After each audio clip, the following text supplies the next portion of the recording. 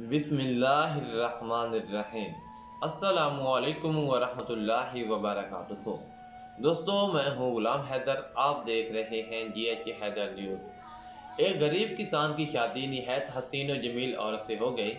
इस औरत के हुस्न की सबसे बड़ी वजह लंबे घने स्याह बाल थे, जिनकी फिक्र सिर्फ उसे ही नहीं बल्कि उन दोनों को रहती थी। एक दिन किसान की बीवी ने अपने शोहर से कहा कि कल वापसी पर आते हुए रास्ते में दुकान से एक कंघी तो लेते आना, क्योंकि बालों को लंबे और घने रखने के लिए उन्हें बनाना संवारना बहुत ज़रूरी है। और फिर मैं कितने दिन हमसायों से कंघी मंगवाती रहूँगी। गरीब किसान ने अपनी बीवी से मदद कर ली और बोला, बेगम, मेरे तो अपनी गली का शटर काफ़ी दिनों से टूटा हुआ है।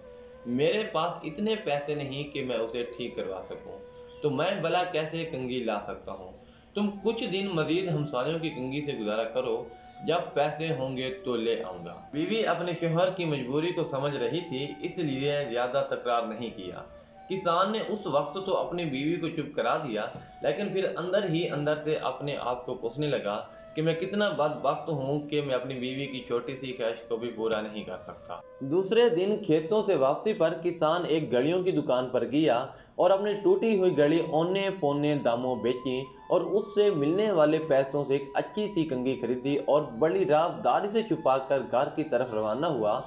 उसने सोचा कि घर जाकर बीवी को सरप्राइज दूंगा तो वो बहुत खुश होगी। मगर जब वो घर पहुंचा तो क्या देखा कि उसकी बीवी ने अपने लंबे बाल कटवा दिए थे और मुस्कुराते हुए उसकी तरफ देख रही थी। किसान ने हैरत से पूछा, बेगम, ये क्या किया तुमने? अपने बाल क्यों कटवा दिए? पता है वो तुम्हारे ऊपर कितने खूबसूरत लगते थे। बेगम बोली, मेरे सरताज, जब आपने कल कहा कि आपके पास गली ठीक करवाने के पैसे भी नहीं हैं तो मैं बहुत अफसरदा होगी।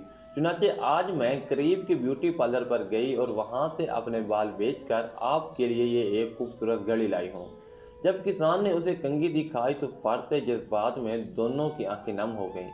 मोहब्बत सिर्फ कुछ देने और लेने को ही नहीं कहते, बल्कि मोहब्बत एक कुर्बानी और एसार का नाम है, जिसमें अक्सर अपनी ख्वाहिशात और जज्बात को सिर्फ इसलिए कुर्बान कर दिया जाता है ताकि रिश्तों का तकद्दुस और एहतराम बरकरार रहे।